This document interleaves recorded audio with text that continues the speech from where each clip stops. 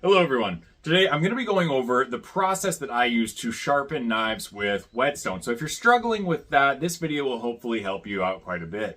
This is the process that I use myself and the process that I teach my students. So if you're interested in learning more about this and learning more about making knives as a whole, you should definitely consider subscribing because I cover a lot of topics about that. Now, for this demonstration, I'm going to be using this knife right here. Now, this is a $1 kitchen knife from the Dollar Tree. So it's very low quality steel, and I recommend practicing on these. They are challenging and they're cheap. So if you mess it up, it's not a big deal. If you grind the edge wrong, or if you scuff the side of the blade, it's not a loss because you buy it just to practice on. So I recommend getting one of these to practice on, and that's what we're going to be sharpening. Like I said, fairly low quality steel, but let's see what we can do with it. So starting off, this knife is completely dull, and I'm going to show you that this is just an old to-do list. So this knife is completely dull, so we will be building this edge back completely from scratch. These are the stones I'm going to be using to sharpen this knife, and I'm going to go over what grits do what real quick. So this is a combination stone. It has a very coarse side and what I would consider to be a coarse side. This is a two-sided, pretty basic stone. If you just have one of these, you can do a lot with it.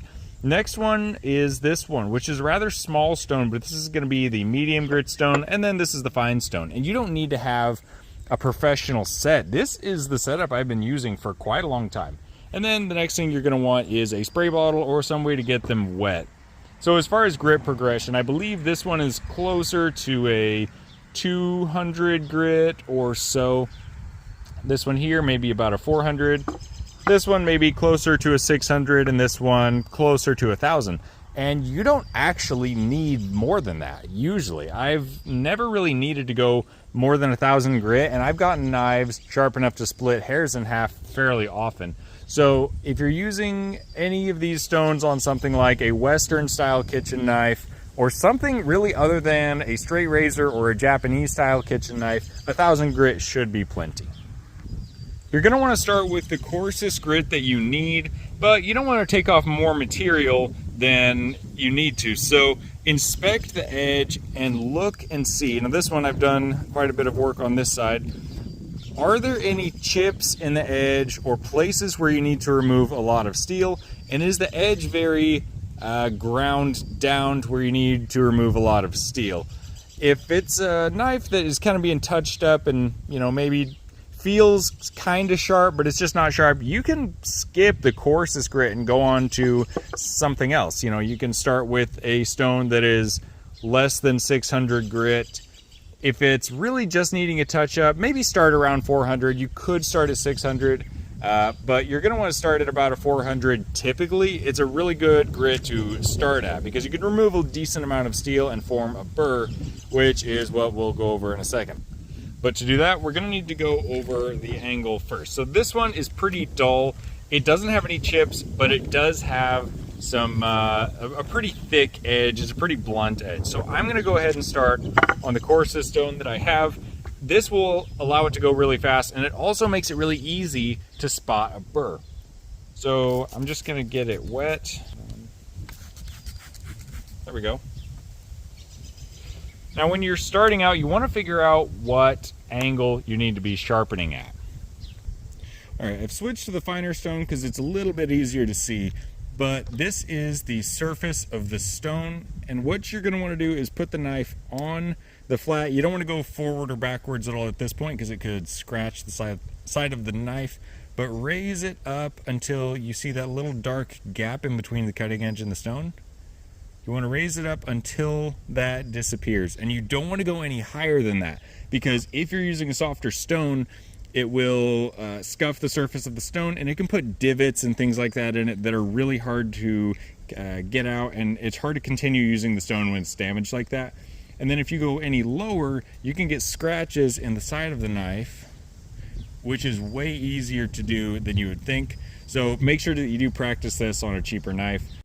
So when you have that cutting edge on the stone, if you raise it too high or lower it too much, this is a blown up example of what can happen. if I were to lower that edge or lower the angle too much, I would get a rounded off line, like a rounded off grind line at the top of that secondary bevel, and that would make that line higher and make it kind of blended in and not very precise. So you don't want that because it'll look different than the other side. You do want them to be symmetrical. And then if you go the other way, what you can do is you get a rounded off, I guess I'll just use the eraser for this. You can get a rounded off tip on the one side. And then to fix this, you have to grind this material in a straight line. In a straight line, at least. Straighter than I'm drawing. So you have to take that off in a straight line so that it performs correctly, but then the cutting edge is moved over. So now you have to make more passes and take the material off in a straight line right here to put that cutting edge back in the middle. It's not exactly in the middle, but this is how you would do it. So I got my stone wetted down. I'm gonna find that angle and then just make good, as consistent as you can passes.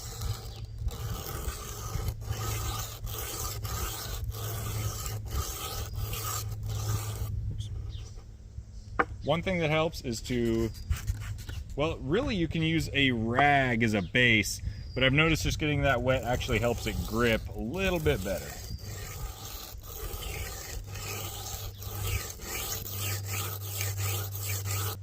All right, getting close. I'm gonna go ahead and do a few more passes on this side. All right, so once you've made passes for quite some time, you're gonna wanna watch for a burr, and this is what it looks like. A burr is a wire, or it kind of looks like metal shavings that builds up on the edge, and this means that your edge has come to an apex, and as long as the cutting edge is in the center and you have that on both sides and have moved it back and forth, you're ready to move on to your next grit. So you wanna see, you know, is it more on one side or more on the other? Which one have you ground down more?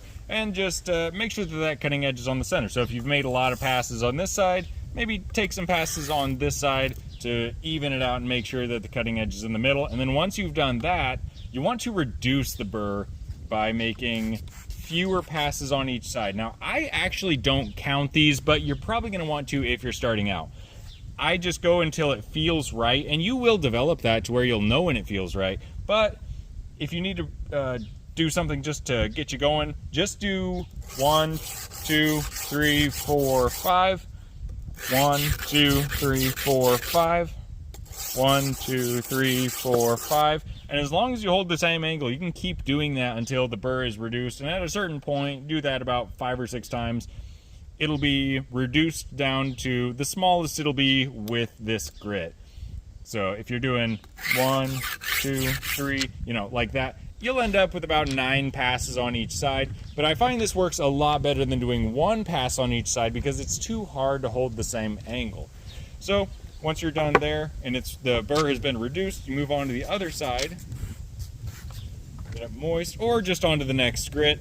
And then let's say you end it on this side. That means the burr is going to be on this side, not on this side.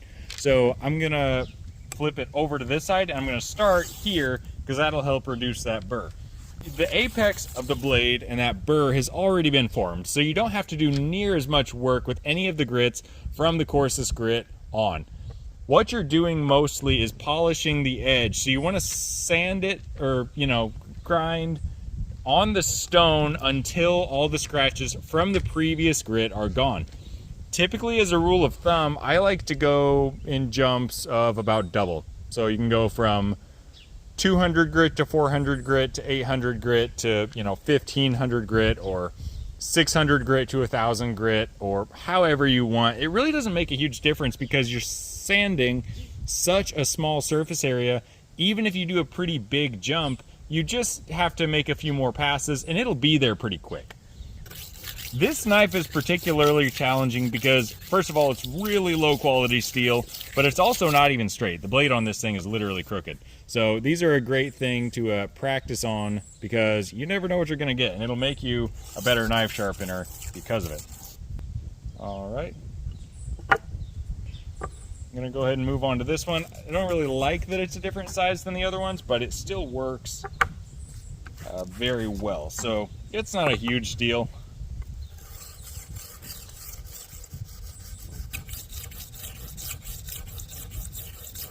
So you repeat that process for every grit that you have. I'm on to the last one right now, especially as you get to finer stones, especially if you're using soft stones like this one is. You want to make sure that your blade is very, very clean, because any debris or grit or anything from previous stones can damage them, and you really don't want to do that. So the process on this one, like I said, is exactly the same. Okay, so now I'm going on to stropping, and just a tip, if you guys are making your own strops, or if you don't have one yet, or you do want to make one, make it as long as you can, because this gives you so much more versatility, especially with longer blades, rather than using one. I think a standard is like, 4 to 6 inches long, whereas this one, I've not measured it, but it's quite a bit longer, and it is so much easier to get the entire length of the blade, when you're doing that. So this has been a huge help for sure. But you just drag it backwards at a little bit lower of an angle. So let's say I am stropping right here. I sharpened at about this angle, so I'll drop it down to about 1/4. Whatever you had it at, just drop it down about 1/4. I think that puts me about here. So I'm going to be stropping on this side here until the scratches are gone. Then I'm going to move on to this side until the scratches are gone. Maybe a few alternating passes. I still recommend doing, at least 3. That'll really help you keep a more consistent angle, is doing multiple of them. Okay, I got a new piece of paper. Let's see where we're at. This is just after stropping it.